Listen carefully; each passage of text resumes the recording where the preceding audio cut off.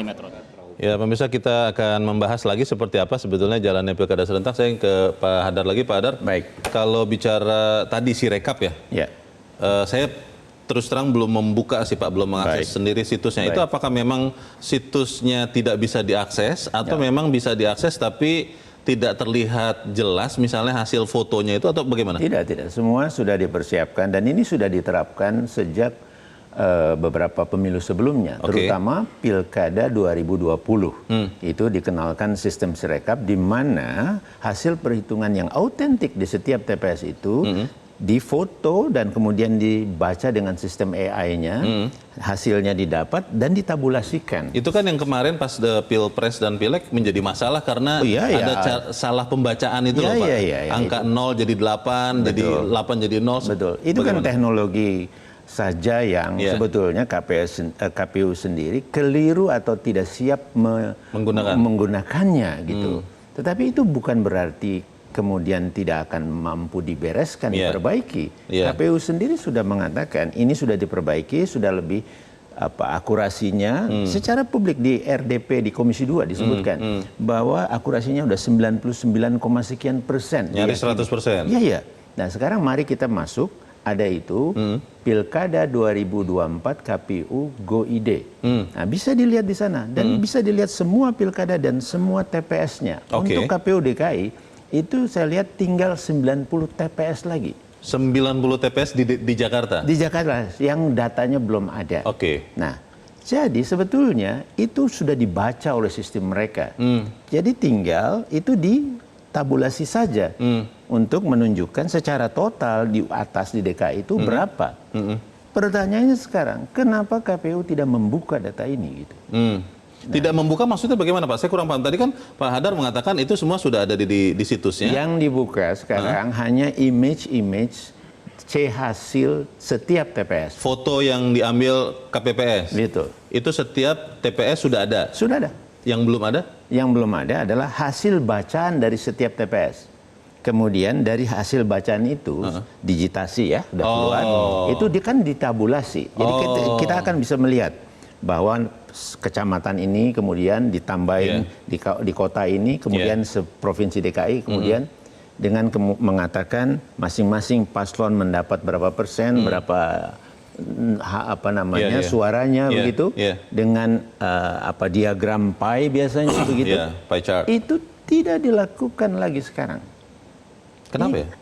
Nah, silakan teman Metro juga menanyakan. saya baru tahu juga nih. Kalau saya ada beberapa variasi yang saya dapatkan infonya. Pertama karena mereka khawatir menimbulkan kehebohan. Ya, seperti di Pilpres itu Februari lalu. Tapi menurut saya itu jawaban yang tidak profesional dan tidak kuat untuk. Ya, yang kedua, sangat mungkin mereka sedang mereserve ruang kalau nanti ada yang mau dilakukan tentang hasil ini begitu. Karena mereka tidak pernah mentabulasi sebelumnya kan kira-kira begitu. Jadi itu bisa terjadi ruang. Saya ingin ke Bung Kennedy. Bung Kennedy, kalau dari survei yang Bung Kennedy dan teman-teman lakukan, itu seberapa sahih kemungkinan Pilkada Jakarta ini akan harus misalnya berlangsung 2 putaran, atau Anda sebetulnya melihat ini memang harusnya 1 putaran? Bagaimana?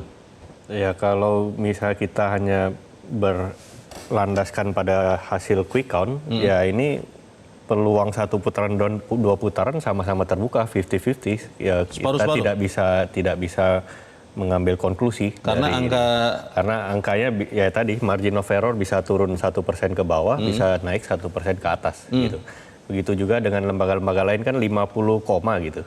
Jadi dia bisa turun jadi 49 koma atau ke atas 51 koma gitu loh. Jadi memang saya belum melihat ada lembaga yang bisa secara konklusif menyatakan ini sudah pasti 1 putaran karena di atas margin of error itu 50% plus 1. Kalau dari lembaga survei Anda, angkanya berapa ya? Boleh disegarkan lagi kita? 49,87%, di posisi 100% data masuk. Itu untuk pasangan Pramrano. Dan pasangan? Untuk pasangan RK Suswono di 39,53%. Dan Dharma Kun di 10,61%. 10,61%? Ya, benar.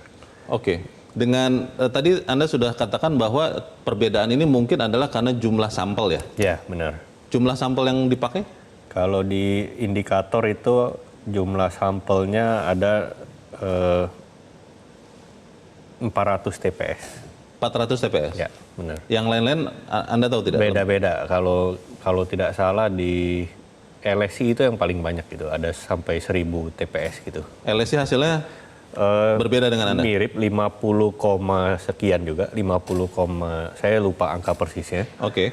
Tapi margin of error LSI harusnya lebih kecil dari kita gitu. Baik, ini memang agak membingungkan ya karena kalau kemudian semua lembaga survei sama-sama hasilnya sih, biasanya kita akan firm untuk Jakarta ini mungkin 1 putaran atau jangan-jangan harus 2 putaran. Ya, oleh karena itu kan tidak ada, saya melihat dari kemarin lembaga survei yang bisa firm gitu, declare bahwa ini akan 1 putaran atau 2 putaran. Jelajahi cara baru mendapatkan informasi. Download Metro TV Extend sekarang.